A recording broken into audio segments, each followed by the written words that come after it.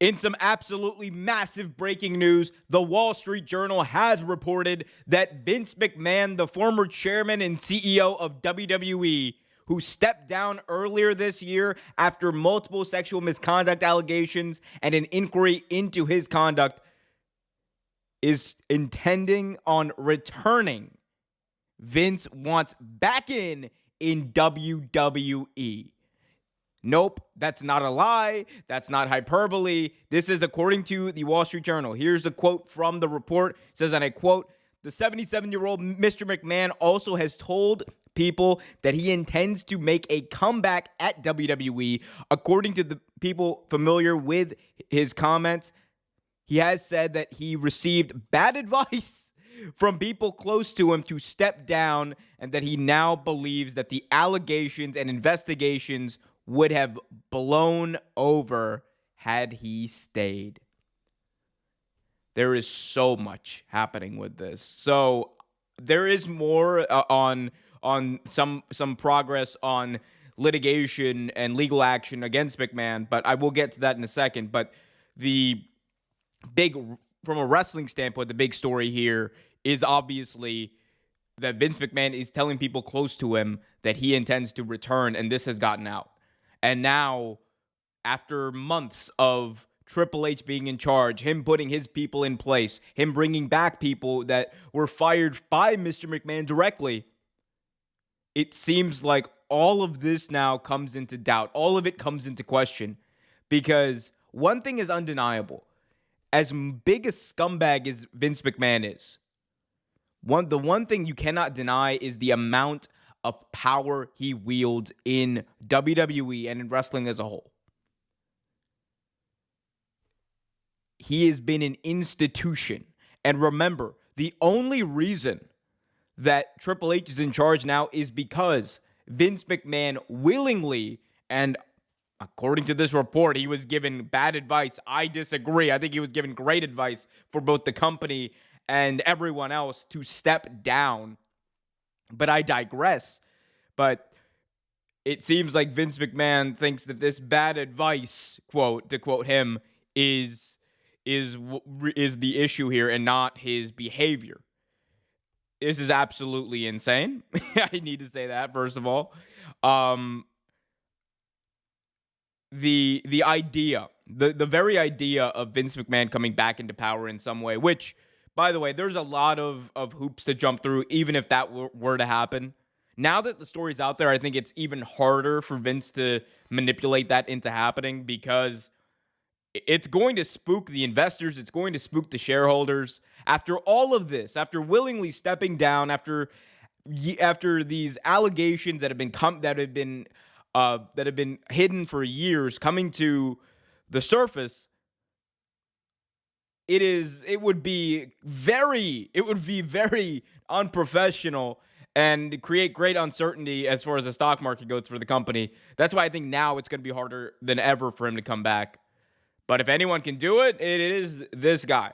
And that is just the truth. And that is unfortunate, because the system would have to allow him to do it, but this is massive. I know I've said that about 3 or 4 times, but all the changes that we've seen in the wrestling industry over the past few months, with WWE seemingly having a resurgence and putting on excellent pay-per-views, excellent performances, excellent shows, all of that comes in doubt now, because if we live in the timeline where Vince McMahon retires in April and then sometime in 2023 comes back into power as the head of creative, which is what he wants. Remember, he didn't care about being CEO. He didn't care about being chairman of the board.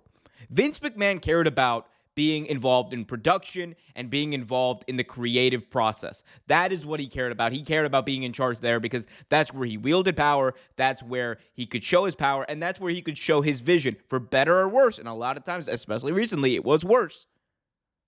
That's what it is.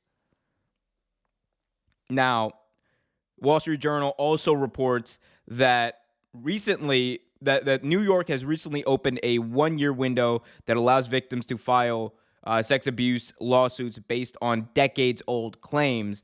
And we do have news on some former victims, some victims, I should say, coming out and suing Vince McMahon. One of the biggest names was Rita Chatterton, who, if you guys are not aware of who Rita Chatterton is, Rita Chatterton was a referee back in the mid to late 80s in WWE. She accused Vince McMahon of raping her in the back of a limo in 1986, and she is seeking $11.75 million in damages. There is another claimant who is also suing McMahon. On top of that all, we have a Vice documentary specifically on these allegations coming out tonight. And if you're watching this tomorrow or today, if you're in the future, hello, then you will have probably already seen it. And that is allegedly has a lot of damning things against McMahon as well. So there's a lot of things that are coming to fruition right now. There are three other women, I should say, who are also suing McMahon in this suit. So there's a lot that's going to happen. The likelihood of Vince actually coming back, I think, is very slim.